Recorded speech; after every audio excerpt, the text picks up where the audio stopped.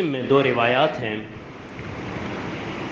دو احادیث ہیں کہ جن کی راویہ ام المؤمنین سیدہ عائشہ صدیقہ رضی اللہ عنہا ہیں،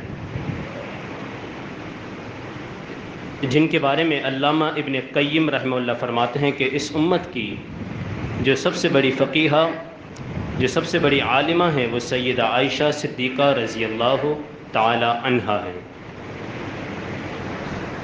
دونوں روایتیں ملتی جلتی ہیں آپس میں۔ ایک روایت ہے کہ سیدہ عائشہ فرماتی ہیں میرے پاس ایک عورت آئی جس کے ہاتھ میں دو بچیاں تھیں۔ اس نے آ کے مجھ سے سوال کیا، وہ بڑی مسکین تھی،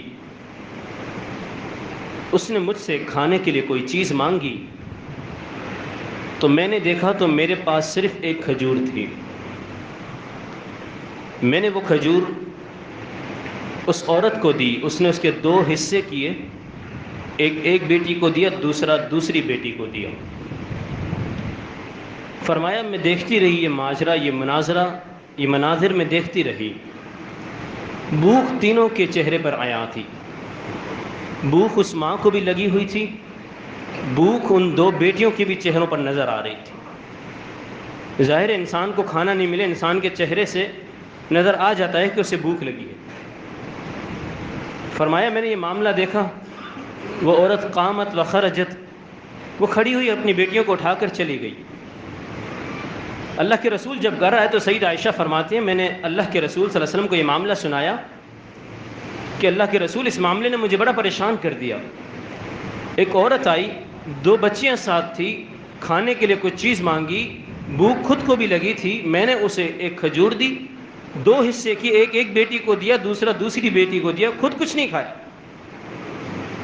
اللہ کے رسول نے فرمایا من ابتلی من البنات بشیء، کہ عائشہ اگر کسی بندے کو، کسی انسان کو ان بیٹیوں کے ذریعے آزمایا جائے، یعنی اللہ تعالیٰ اسے بیٹیاں عطا کرے، اس کے بعد وہ ان کے ساتھ اچھا سلوک کرے، حسن سلوک سے پیش آئے، ان کی دینی تربیت کرے، تو یہ بیٹیاں اس کے اور جہنم کے درمیان پردہ بن جاتی ہیں، اس انسان کو جہنم میں جانے نہیں دیتی۔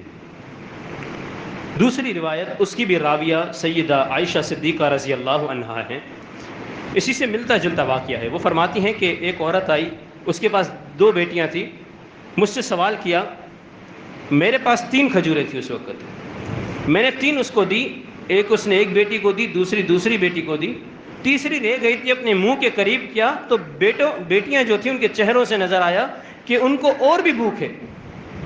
اس ماں نے اس کھجور کے 2 حصے کیے، ایک اس کو دیا، ایک اس کو دیا، خود نہیں کھایا۔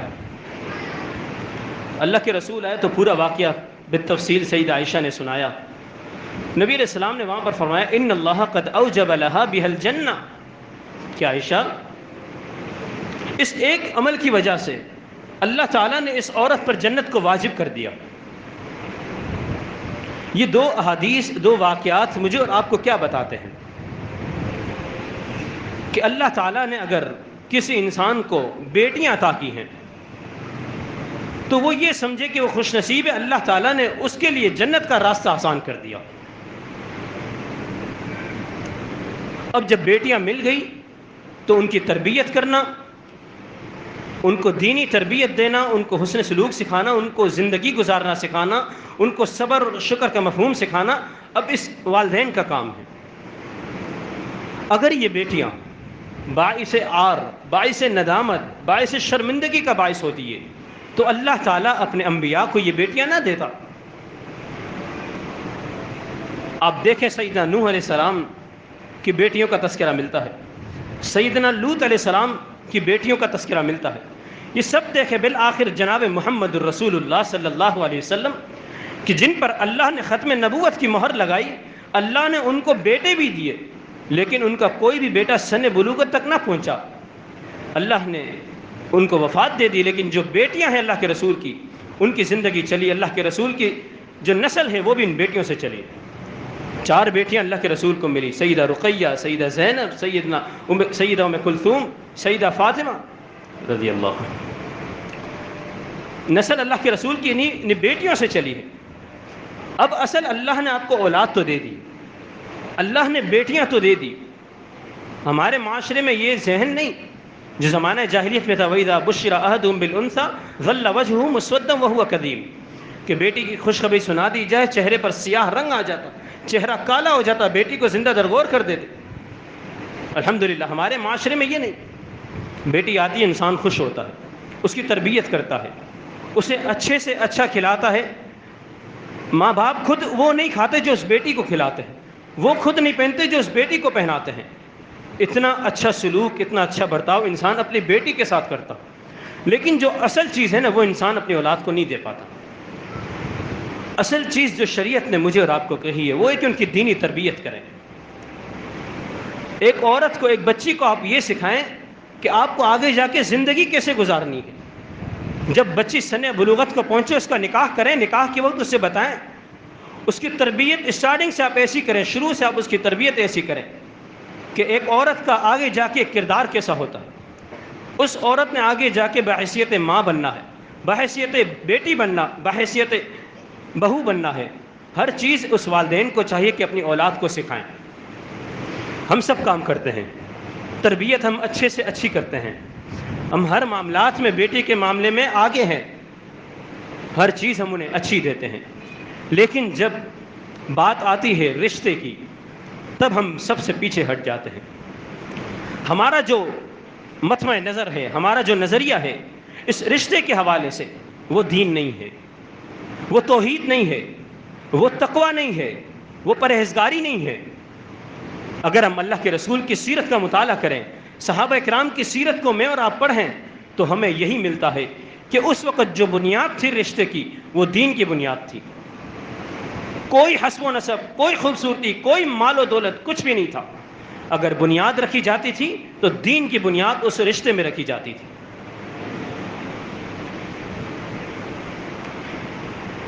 اللہ کے رسول کی سیرت پڑھیں، بڑی بڑی مثالیں ملتی ہیں۔ سیدنا زید بن حارثہ رضی اللہ عنہ، یہ ایک آزاد کردہ غلام ہے، کسی نے بیچا، کسی کو خریدا، خریدنے والے نے کسی کو بیچا، چلتے چلتے مکہ آ گئے، مکہ میں پہنچے، ایک آزاد کردہ غلام ہے، بڑا طویل قصہ ہے۔ اس کے بعد پھر آگے جا کے اللہ کے رسول نے ان کا رشتہ کس سے مانگا؟ ایک آزاد کردہ غلام کا رشتہ زینب بنت جحش رضی اللہ عنہا، ایک قریش کی، اگر یہ کہوں کہ سید زادی، امیر زادی، تو یہ غلط نہ ہوگا۔ اللہ کے رسول نے سیدنا زید کا رشتہ ان سے مانگا۔ بنیاد کیا تھی؟ کچھ بھی نہیں تھا، آزاد کردہ غلام ہے، نہ حسب و نسب، نہ مال و دولت، کچھ بھی نہیں۔ زینب بنت جحش نے انکار کر دیا۔ ان کا انکار اللہ کو پسند نہ آیا۔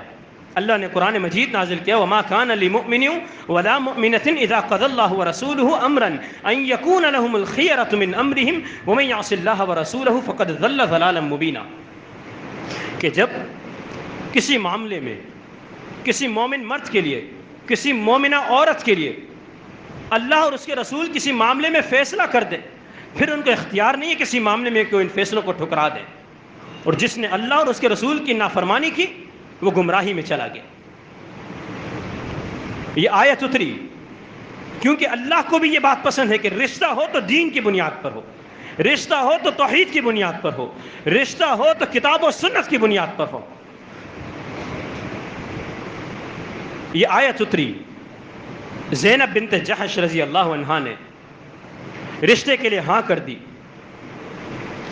نکاح ہوا، وقت چلا، ایک آزاد کردہ غلام کا نکاح ایک امیر زادی، سید زادی، قریش کی عورت، اس سے نکاح ہوا۔ یہ رشتہ دین کی بنیاد پر ہوا تھا۔ زندگی آگے چلتی رہی، یہ بڑے خوش تھے ان کی زندگی میں، ان کی اولادیں ہوئی۔ زید بن حارثہ کا ہی بیٹا سیدنا اسامہ بن زید، ان کا نکاح بھی اللہ کے رسول نے کروایا، ان کا رشتہ بھی اللہ کے رسول خود لے کے گئے۔ دیکھیں ایک نبی بحیثیت باپ ہوتا ہے، اگر کوئی انسان یا اعتراض اٹھائے کہ اس عورت سے نہیں پوچھا، اس لڑکے سے نہیں پوچھا، تو اجازت ہے، اور نبی ایک بحیثیت باپ ہے، اور اللہ کے رسول اور اللہ جو فیصلہ کریں گے وہ کسی انسان کے لیے نقصان دہ نہیں ہوگا، وہ کسی انسان کی اس میں برائی نہیں ہوگی، خیر ہی خیر ہوگی۔ اور آپ دیکھیں گے ان رشتوں میں آگے جب آخری بات آتی ہے کہ اس رشتے میں کہیں برکت نظر آ رہی ہے، کہیں پورا مدینہ ان پر فخر کر رہا ہے، کس وجہ سے؟ کیونکہ اس رشتے کی بنیاد دین پر رکھی گئی تھی، رشتے کی بنیاد رکھنے والے اللہ کے رسول تھے۔ اسامہ بن زید کا نکاح اللہ کے رسول نے کروایا۔ کن سے کروایا؟ قریش کی ایک سید زادی سیدہ فاطمہ بنت قیس، ان کو طلاق ہوئی، اللہ کے رسول کے پاس آئی۔ اللہ کے رسول نے کہا کہ جب آپ کی عدت ختم ہو جائے پھر آنا۔ صحیح بخاری کے الفاظ ہیں، سیدہ فاطمہ بنت قیس فرماتے ہیں کہ میری عدت ختم ہوئی، میں اللہ کے رسول کے پاس آئی۔ اللہ کے رسول نے کہا ان کے ہی اسامہ بن زید سے نکاح کر لو۔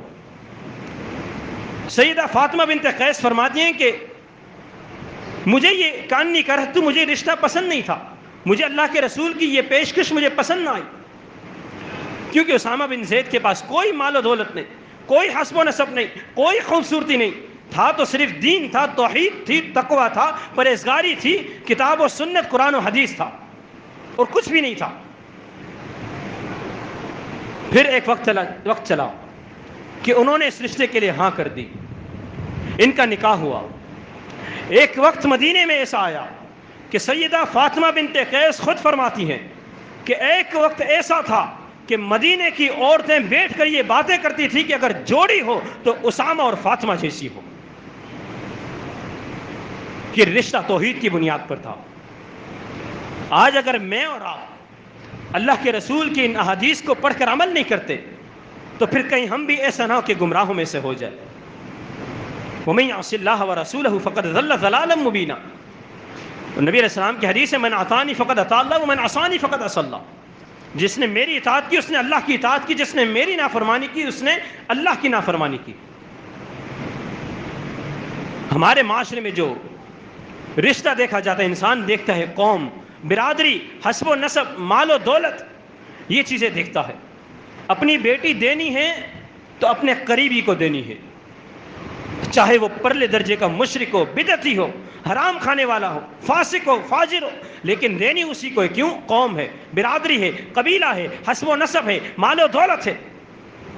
اس سے بہتر ہے آپ کسی غیر قوم میں دے دیں، بہتر یہ کہ اس کو نہ دیں، کیونکہ غیر قوم میں اگر عقیدہ اس کا صحیح ہے، توحید اس کے پاس ہے، تقوی ہے اس کے پاس، حرام کھانے والا وہ نہیں ہے، تو یہ اس سے بہتر ہے وہ رشتہ۔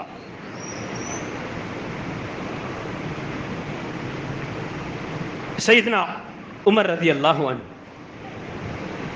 سیدہ حفصہ بیوہ ہو گئی، ان کے شوہر کی وفات ہو گئی۔ سیدنا عمر نے سیدہ حفصہ کا نکاح کا پیغام سیدنا عثمان کو بھیجا، خود گئے بات کی کہ عثمان حفصہ سے نکاح کرو۔ سیدنا عثمان جن کے بارے میں اللہ کے رسول نے فرمایا کہ میں اس عثمان سے کیوں حیا نہ کروں جس سے اللہ کے فرشتے بھی حیا کرتے ہیں، عثمان جیسا حیادار کسی نے نہیں دیکھا۔ سیدنا عمر نے اپنی بیٹی نکاح کے لیے کیوں پیش کی سیدنا عثمان کو؟ بنیاد کیا تھی؟ یہاں پر توحید تھی، تقوی تھا، پرہیزگاری تھی، حیا تھی، ایمانداری تھی، دیانت داری تھی۔ سیدنا عثمان نے سیدنا عمر سے کہا کہ میرا کوئی ارادہ نہیں، ان دنوں میرا نکاح کرنے کا کوئی ارادہ نہیں۔ سیدنا عمر نے سیدنا ابوبکر صدیق کے پاس گئے۔ دیکھیں یہاں پر ایک انسان، آگے جا کے اس کا رزلٹ دیکھیں، ایک انسان اگر ایمانداری سے، اخلاص کے ساتھ، سچے دل کے ساتھ اگر یہ چاہتا ہے کہ میری بیٹی کسی دیندار گھر میں جائے، میری بیٹی کو شوہر ملے تو ایماندار ملے، دیندار ملے، کتاب و سنت کا پیروکار ملے، متبع سنت ملے، توحید والا ملے، پرہیزگار ملے، تو اللہ اس کی یہ کوشش، اللہ اس کی یہ دعائیں ضائع نہیں کرتا۔ سیدنا ابوبکر صدیق نے کوئی جواب نہیں دیا۔ ایک دن گزرا، 2 دن گزرے، ابوبکر صدیق نے کوئی جواب نہیں دیا۔ پھر ایک وقت آیا، کچھ دن کے بعد ایک رشتہ آیا، قریش سے ایک رشتہ آیا۔ کس کا رشتہ آیا؟ سیدنا عمر کو تلاش تھی دیندار کی، امانت دار کی، شجاعت دار کی، صداقت دار کی، جو ایماندار ہو، سچا ہو، بہادر ہو، اللہ کے رسول کی سنت کا پیروکار ہو، کتاب و سنت پر عمل کرنے والا ہو۔ رشتہ کس نے بھیجا؟ محمد الرسول اللہ صلی اللہ علیہ وسلم نے بھیجا۔ سیدہ حفصہ کو یہ لقب ملا اللہ کی طرف سے ام المؤمنین کا، مومنوں کی ماں بن گئی. اللہ کے رسول کا نکاح سیدہ حفصہ سے ہوا. یہ نکاح ہو گیا, یہ رشتہ ہو گیا. سیدنا ابوبکر صدیق نے سیدنا عمر کو پکڑا, بتایا, ان سے بات کی کہ عمر میرے بارے میں آپ کے ذہن میں کوئی شیطان نے وسوسے تو نہیں ڈالے کہ میں نے آپ کو کوئی جواب نہیں دیا؟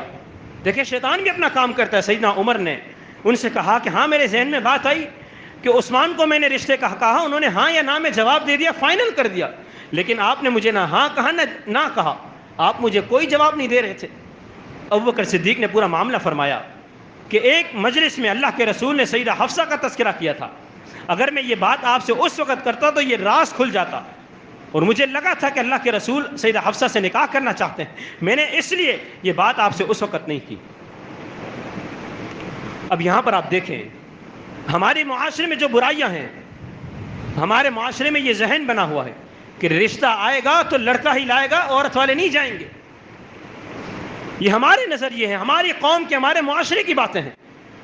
اگر آپ نے اپنی بیٹی کسی دیندار گھرانے میں دینی ہے, کوئی نیک سیرت اچھا لڑکا ہے, قرآن و سنت پر عمل کرنے والا ہے, تو آپ بھی اگر اسے اپنی بیٹی دے دیں گے تو کوئی عیب نہیں ہے.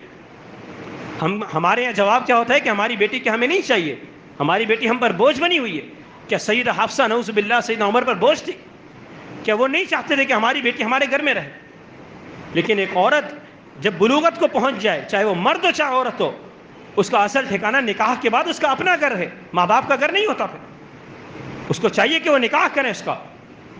سیدہ حفصہ کا بھی نکاح اللہ کے رسول سے ہوا. یہاں عمر رضی اللہ عنہ کو تلاش کس چیز کی تھی؟ دیندار کی. سیدنا عثمان کے پاس گئے, سیدنا ابوبکر صدیق کے پاس گئے. کیوں گئے؟ کہ میری بیٹی کسی ایسے گھرانے میں جائے کہ جہاں توحید ہو, جہاں تقوی ہو, جہاں ایمانداری ہو, جہاں حرام خوری نہ ہو, جہاں انسان حرام کھانے والا نہ ہو, حلال کھانے والا ہو, دیندار ہو. پھر اللہ نے ان کو انعام بھی کیسا دیا, اس عورت کو اللہ نے ایسا لقب دیا کہ سب مومنوں کی وہ ماں بن گئی, سیدہ حفصہ رضی اللہ تعالی عنہا. اس کے بعد ایک صحابی ہیں, مدینے میں مسجد نبوی میں بیٹھے پریشان گھوم رہے ہیں. اللہ کے رسول آتے ہیں, فرمایا کیا پریشانی ہے؟ اللہ کے رسول نہ مال ہے, نہ دولت ہے, نہ حسب و نسب ہے, نہ قوم ہے, نہ خاندان ہے, کوئی بھی بڑا نہیں ہے, مجھے رشتہ, مجھے نکاح کرنی ہے, رشتہ کیسے ملے گا؟ اللہ کے رسول نے فرمایا کہ فلاں گھر میں جاؤ, ایک انصاری شخص ہے, اس سے کہو کہ اللہ کے رسول نے سلام بھیجا ہے. یہ شخص گیا, سلام دیا, کہا اللہ کے رسول نے سلام بھیجا ہے. وہ انصاری شخص بڑا خوش ہوا کہ وقت کا پیغمبر مجھے سلام بھیج رہا ہے. فرمایا, اس کے بعد فرمایا کہ اللہ کے رسول نے کہا ہے کہ اپنی بیٹی کا نکاح مجھ سے کر دو. اس نے کہا میں جا کر اندر اپنی بیوی سے مشورہ کرتا ہوں, پھر آپ کو جواب دیتا ہوں. وہی معاملہ آیا, قوم کیا ہے, برادری کیا ہے, قبیلہ کیا ہے, رشتہ دار کون ہیں, مال و دولت کیا ہے, آخر کھلاؤ گے کیا ہماری بیٹی کو, کماتے کیا ہو, کام کیا کرتے ہو. وہ بیٹی, اس کی تربیت اچھی ہوئی تھی, پردے کے پیچھے ساری باتیں سن رہی تھی. اس سے ساری باتیں سنی کہ میرے ماں باپ کا اس شخص سے کیا مکالمہ چل رہا. انہوں نے اسے انکار کر دیا, منع کر دیا کہ ہم اپنی بیٹی آپ کو نہیں دینا چاہتے. کیوں؟ آپ کرتے کیا ہو, کیا آپ کا کام ہے, کیا کماتے ہو, کیا حسب و نسب ہے, کیا مال و دولت ہے؟ کچھ بھی تو نہیں, ہم اپنی بیٹی دے کے کیا کریں گے. بیٹی نے پیچھے سے آواز لگائی کہ آپ یہ نہ دیکھیں کون آیا ہے, آپ یہ دیکھیں کہ اس کو بھیجنے والے کون ہیں, اس کو بھیجا کس نے ہے.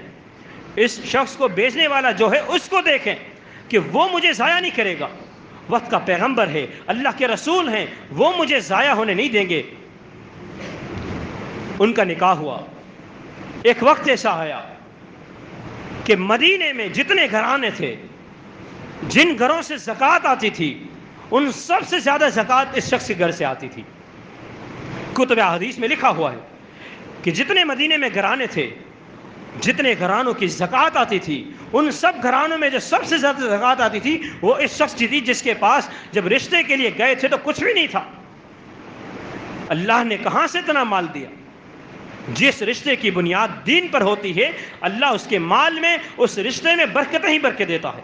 اور اسی کے برعکس اگر دیکھا جائے کہ جس رشتے کی بنیاد پیسوں پر ہو، قوم پر ہو، برادری پر ہو، قبیلے پر ہو، توحید پر نہ ہو، کتاب و سنت پر نہ ہو، پھر ان رشتے کی بنیاد اگر مضبوط نہیں ہوتی، آگے جا کے وہ رشتے کچھ ہی مہینوں میں رشتے ٹوٹ جاتے ہیں، نئے نئے فتنے کھڑے ہوتے ہیں۔